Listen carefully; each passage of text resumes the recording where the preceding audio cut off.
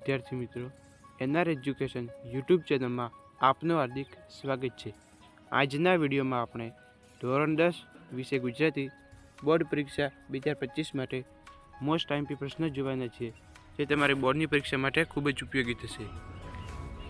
ચેનલમાં પહેલી વાર આવ્યા હોય તો ચેનલને સબસ્ક્રાઈબ કરી લેજો, વિડીયોને એક લાઈક કરી લેજો અને આ વિડીયો તમારા મિત્રો સાથે શેર કરી લેજો, જેથી તેમને તે પણ ઉપયોગી થાય। તો ચાલો હવે આપણે આ વિડીયોને શરૂ કરીએ। અમારા સોશિયલ મીડિયાને ફોલો કરો। ટેલિગ્રામ અને વોટ્સઅપ ચેનલમાં જોડાવા માટે QR કોડને સ્કેન કરો અથવા ડિસ્ક્રિપ્શન બોક્સમાં આપેલી લિંક પરથી પણ તમે જોડાઈ શકો છો। સૌપ્રથમ આપણે જોઈશું વિભાગે પાઠ આધારિત પ્રશ્નો, જેના 4 ગુણ। એમાં પ્રશ્ન નંબર 11, 12 અને 13 સૂચના છે, નીચે આપેલા પ્રશ્નોના 3-4 વાક્યોમાં ઉત્તર લખો, કોઈ પણ 2। એમાં પ્રશ્ન 1, બેટા ચાલ બહુ મોડું થઈ ગયું, વિનુ કાકા આ વાક્યનો ગુઠાર્થ સમજાવો। 2, વિરાટભાઈએ મનીષા અને નરેનની સગાઈની ના કેમ પાડી। 3, લેખક માલિકને શરીરે કેટલો ક્રૂર કટાક્ષ શાને કહે છે। 4, લેખક ગુણવંત શાહના મતે ડૉક્ટર પાસે ક્યારે જવું જોઈએ। 5, લેખક છત્રી ખોવાઈ ન જાય એ માટે કઈ સલાહ અમલમાં મૂકી, કઈ રીતે। 6, ડાંગના આદિવાસીઓની મરણને ઉજવવાની રીત લેખકને કેવી લાગે છે। 7, લેખકે રક્તવર્ણના શાહુકારી ચોપડાના પાના કેમ પાડી નાખ્યા અથવા ફાડી નાખ્યા। ગોકુળમાં ઉજવાયેલા કૃષ્ણ જન્મોત્સવનું વર્ણન તમારા શબ્દોમાં કરો। 9, ડુંગરે તેની પત્ની પ્રત્યે સહાનુભૂતિ દર્શાવતા શું કહ્યું।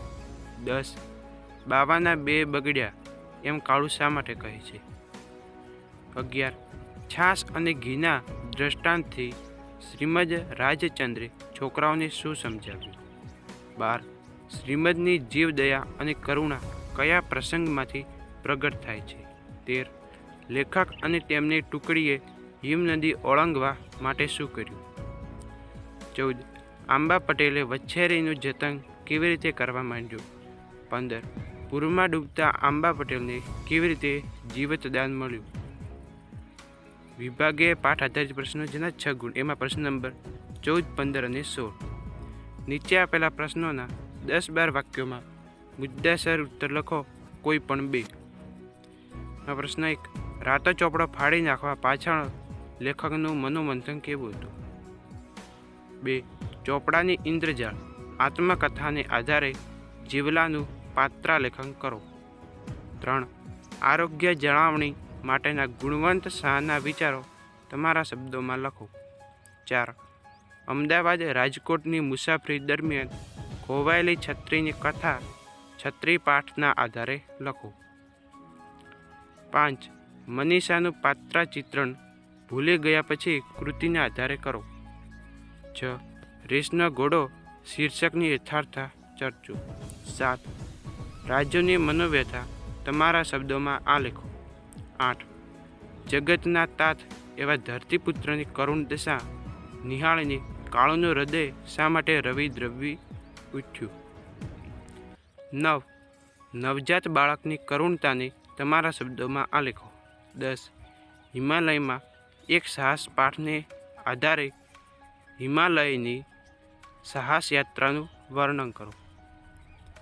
11, માનવ અને પ્રાણીની પરસ્પર પ્રીત ઘોડીની સ્વામી ભક્તિ પાઠને આધારે વર્ણવો। 12, રેસનો ઘોડો વાર્તાના આધારે બાળકના ઘડતરમાં અડચણરૂપ બનતા પરિબળોની ચર્ચા કરો। ધોરણ 10ના બીજા વિષયના મોસ્ટ આઈએમપી પ્રશ્નો માટે અત્યારે જ એનઆર એજ્યુકેશન યુટ્યુબ ચેનલને સબસ્ક્રાઈબ કરો। વિભાગ બી કાવ્ય આધારિત પ્રશ્નો, 4 ગુણ। પ્રશ્ન નંબર 27, 28, 29 નીચે આપેલા પ્રશ્નોના 3-4 વાક્યોમાં ઉત્તર લખો, કોઈ પણ 2। પ્રશ્ન 1, કવિના મતે કોના દર્શન કરવાથી એકોતર પેઢી તરી જવાય છે। 2, શત્રુ અને મિત્ર સાથે શીલવંત સાધુ કેવો વ્યવહાર કરે છે? દીકરીને માથે હાથ ફેરવવો અને દીકરી હાથ દે એમાં શું ફરક છે? 4. સત્યના આયુધની કઈ વિશેષતા છે? 5. કવિ ગુજરાતીને મહાજાતિ કેમ કહે છે? શા માટે? 6. વાંસળીના સૂર, માર્ગની ધૂળ, યમુનાના જળ અને રાધાની આંખને શું પૂછે છે? શા માટે? 7. યમુનાના જળમાં કોનું તેજ રેલાઈ રહ્યું છે? 8. કવિ યુવાનને સહાર કરવાની કેમ ના પાડે છે?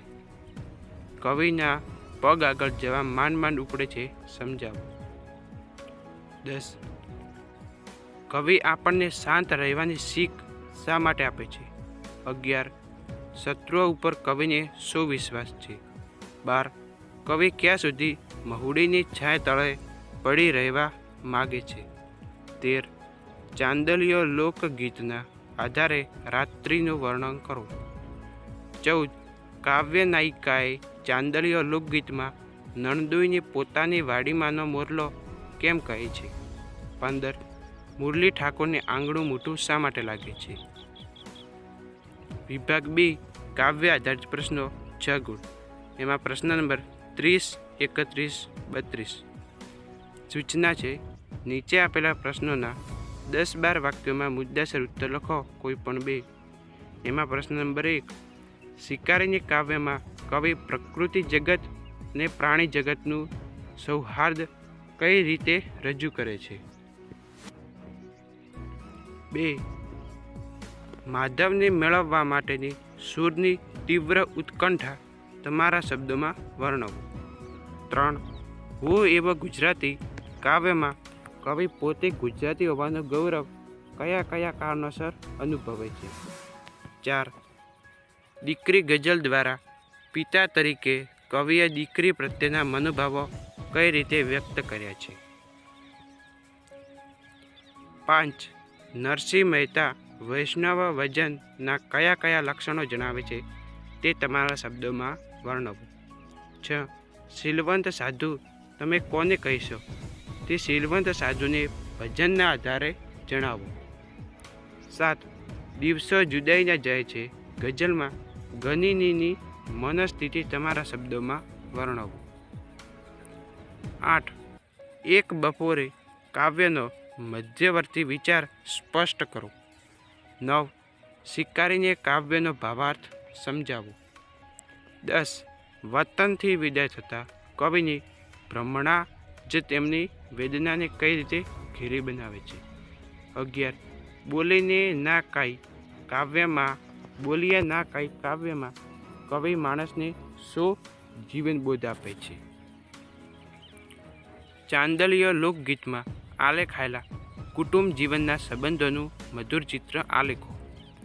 ધોરણ 10ના બીજા વિષયના આઈએમપી પ્રશ્નો માટે ચેનલને સબસ્ક્રાઈબ કરો.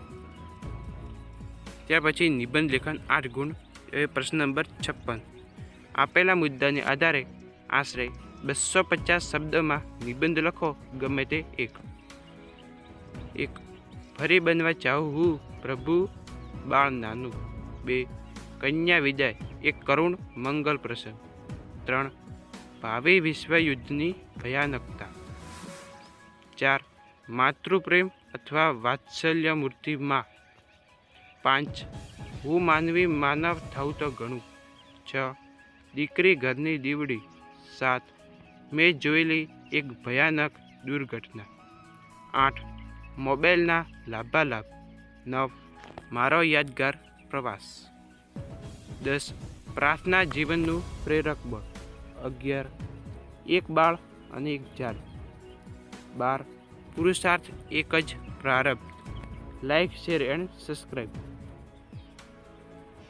ત્યાર પછી આપણે જોઈશું અર્થ વિસ્તાર 4 ગુણમાં, કે પ્રશ્ન નંબર 53. નીચે આપેલ પંક્તિઓનો આશરે 15 વાક્યોમાં અર્થ વિસ્તાર કરો.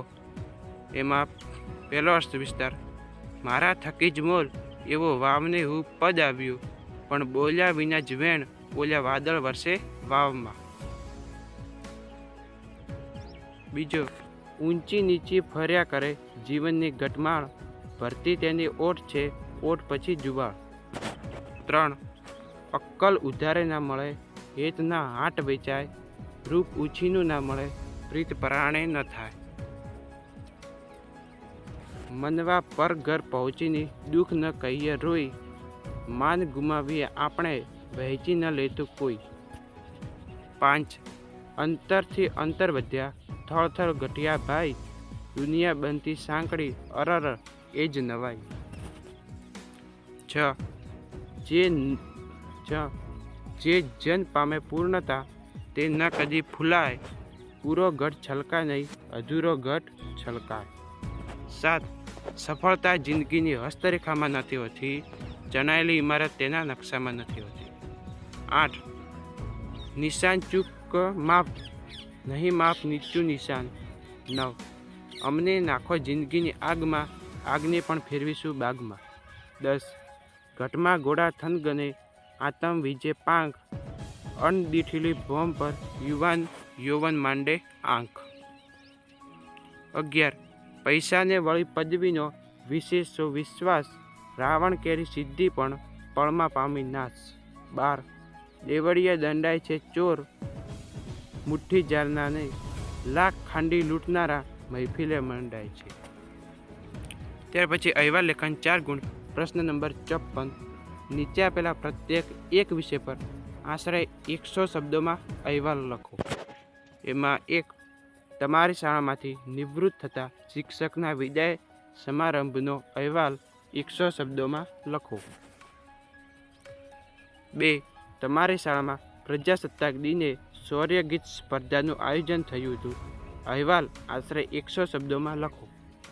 3. તમારી શાળામાં યોજાયેલ રમતોત્સવનો અહેવાલ આશરે 100 શબ્દોમાં લખો. 4. તમારી શાળામાં યોજાયેલ સ્વચ્છતા અભિયાન અંગેનો અહેવાલ આશરે 100 શબ્દોમાં લખો. 5. તમારી શાળામાં યોજાયેલ શૈક્ષણિક પ્રદર્શનનો અહેવાલ આશરે 100 શબ્દોમાં લખો. 6. તમારી શાળામાં યોજાયેલ રક્તદાન શિબિરનો અહેવાલ આશરે 100 શબ્દોમાં લખો. Thanks for watching. વિડીયો ગમે તો વિડીયોને એક લાઈક કરી લેજો.